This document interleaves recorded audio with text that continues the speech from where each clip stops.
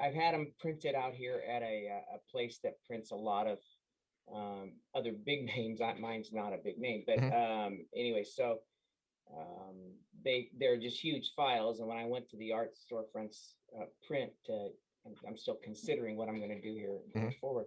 I saw the maximum limitations that it was calling out. I didn't know whether I needed to resize them on my end or send them over this way, and then you guys would be able to do what you just mentioned there, where it analyzes and then puts out all the different sizes. I mean, they're only 28 by 40, 30 by 30. I mean, they're not that large a size Mhm. originals, but the prints are just gigantic.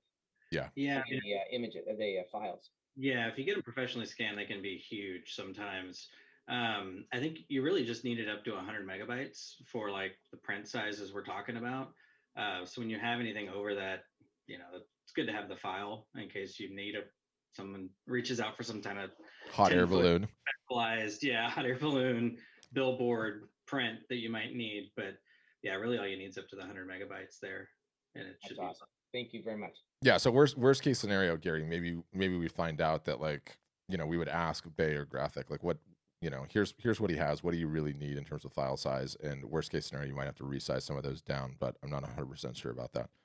But it's nice. Awesome. Thank you. It's nice to be able to have the big dogs. What's the local place that does your printing? What mediums have you had your stuff done on? Marco Fine Arts. Oh yeah, classic. So you're in Austin. yeah, you're here. Yeah. Well, no, I'm in LA area. Okay. That's where their main offices always were. Always were. That's right. El Segundo, Hmm. and so I'm just down in Huntington Beach. Yep. You know where I'm sitting right now? No, One city south of you. are you in Newport? I'm in Newport. Oh, there you go. And the Well, fun. I'm actually in Newport.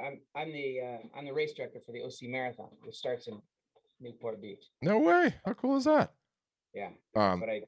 that's my day gig. Yeah. It goes even deeper with Marco Fine Arts than you could possibly imagine. I have a good buddy from my graduating class of high school works at Marco Fine Arts full time. Um, I've met Al several times. Um, yes, they were in El Segundo. Yes, he moved to Texas. Yes, they do great work.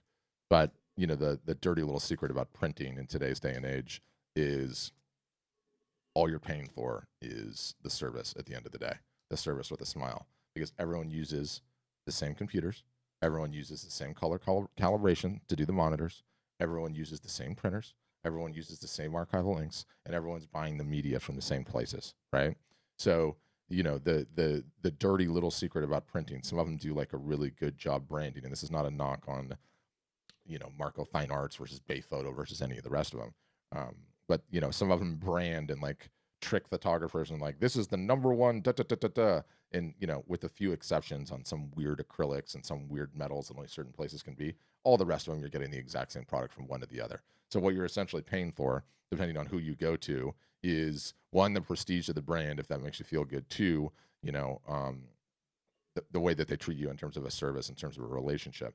And, it's sort of a bummer because you want a great relationship with your printer and you want great service. But the reason that I love the POD is because I don't want you spending even 1 second on the damn admin. Because every second you're spending on the admin, by which I mean uploading the files. Did you get the file, Steve? Yeah, Gary, we got it. Okay, great. Can you send me a proof when you have it? Okay. And then some emails come back, and then you're responding to that. All of that is time that you are not spending on your marketing. And it's time that you are not spending on actually growing the business substantially. And if you think the customer knows the damn difference between one or the other, they have zero idea, zero at all, zero, none, period, full stop.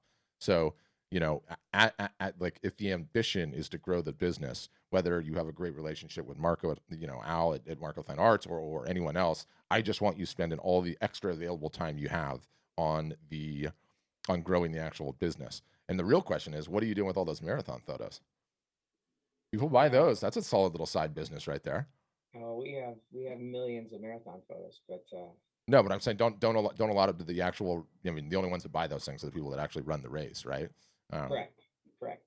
but Yeah, there's yeah, I'm not like a there's a marathon guy. company out of there's a company out of Dallas that does all of our photos. It's called Marathon Photos, and so There you go. anyway, that's who does our photos. But yeah, Mark, what's really been good about Marco, and I've had a number of paintings scan with them and Mhm. color correct it. And that's what's been so good is there's a lot of detail, a lot of darks, a lot of lights, Mhm. and so doing the color correcting and the real balancing of those values has really been important to work with them. So Yeah. I mean, it's worked out really well, I think. Yeah. And you could totally still do that. I just, you know, I am, to the hammer, everything looks like a nail, right? Like Yeah. to the marketing guy, everything is like a lens. Like, how do you sort the marketing problem? I don't care about anything else. Like, are you giving me the hours to get that done?